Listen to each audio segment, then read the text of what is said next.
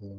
حضرت عبداللہ بن عباس رضی اللہ عنہ سے کسی نے پوچھا کہ ایک شخص دن بھر روزے رکھتا ہے اور رات بھر نفلیں پڑھتا ہے مگر جمعہ اور جماعت میں شریک نہیں ہوتا، اس کے متعلق کیا حکم ہے؟ آپ نے فرمایا یہ شخص جہنمی ہے، فائدے میں ہے، گو ایک خاص زمانہ تک سزا بھگتنے کے بعد جہنم سے نکل آئے گا۔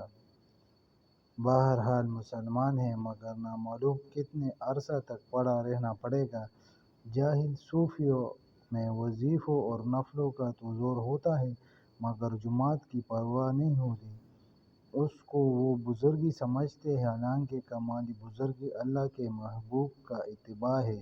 ایک حدیث میں ورد ہے کہ 3 شخص پر اللہ تعالیٰ لعنت بھیجتے ہیں، ایک اس شخص پر جس سے نمازی کسی معقول وجہ سے ناراض ہو اور وہ امامت کرے، دوسرے اس عورت پر جس کا خاوند اس سے ناراض ہو، تیسرے اس شخص پر جو اذان کی آواز سنے اور جماعت میں شریک نہ ہو۔ صدق اللہ العظیم۔